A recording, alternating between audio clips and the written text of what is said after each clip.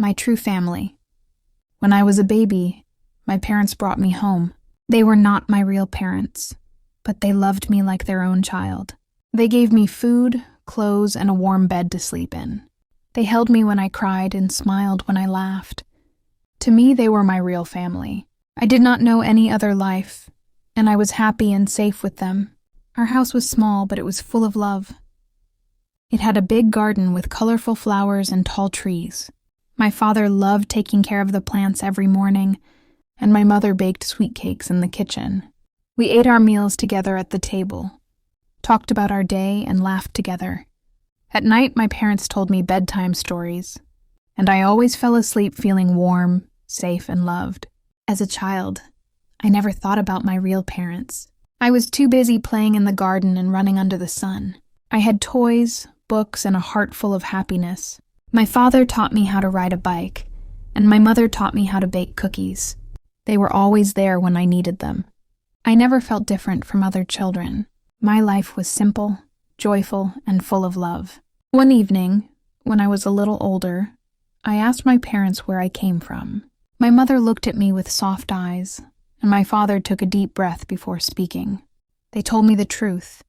I was adopted when I was a baby. My real parents couldn't take care of me, so they gave me to a family who could. I listened carefully, but I didn't feel sad or angry. I knew my parents loved me. They had raised me, cared for me, and given me a wonderful life. That was all that mattered. I smiled at them and said, "You are my real parents." My mother hugged me tightly, and my father patted my shoulder. That night, our home felt warmer than ever. Years passed and I grew up. I went to school, made friends, and learned many new things. My parents helped me with my homework and cheered for me at school events. On my birthdays, they took pictures and sang songs. My childhood was full of laughter, love, and joy. I never thought about my real parents again. I didn't feel the need to. My family was complete, and I was happy. But one day everything changed. It was an ordinary afternoon. I was reading a book in the living room. My mother was cooking dinner, and my father was watering the garden. The house was calm and peaceful until the doorbell rang. We rarely had visitors. My mother wiped her hands and went to open the door. Two people stood outside, a man and a woman. They looked nervous but serious. My father came in when he heard the voices. The man looked at me, then at my parents, and said softly, "We are his real parents." My heart started beating faster. I didn't understand what he meant. My real parents were right in front of me. The people who had raised me, loved me, and given me everything. My mother stood still, her hands trembling slightly. My father's face was calm but tense. The woman at the door had tears in her eyes as she looked at me, as if she already knew me. "We made a mistake," the man said. "We want him back." The words froze the air around me. My parents stood tall, protecting me. My mind filled with questions. What did real even mean? Were these strangers truly my parents? My heart told me no. My real parents were the ones who stayed, the ones who loved me every single day. The woman stepped forward and said, "We didn't want to give you away. We had no choice back then, but now we're ready. We want to take you home." Home. That word hit me deeply. How could they call it home when I already had one? This was my home, the house where I had grown up, the garden I played in, the kitchen filled with my mother's cakes, and the arms that held me every night when I was scared. I wanted to speak, but no words came out. My mother's eyes were full of love and worry.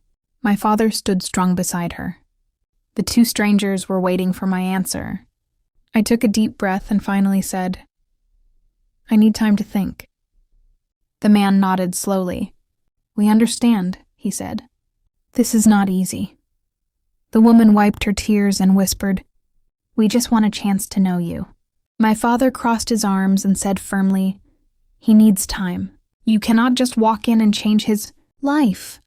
My mother placed her hand on my shoulder and said softly, "You are our child." Her voice was full of love and fear at the same time. The man sighed and said, "We don't want to take him away. We only want to know him. The woman nodded. "Maybe we can talk again someday," she said with hope in her eyes. I didn't know how to feel. My parents were my world, but I also saw something real in those strangers' eyes. Regret, pain, and longing. They were not trying to take me away. They just wanted to be part of my life. It was hard, confusing, and emotional. A few days later, we met again in a small cafe. My parents sat nearby, watching but giving me space. The man and woman told me their story, how young and helpless they were, how hard it was to let me go, and how they never stopped thinking about me. Their voices were filled with pain and honesty. I listened quietly. I felt sorry for them. But I also knew that my life, my love, and my happiness were already with the family who raised me.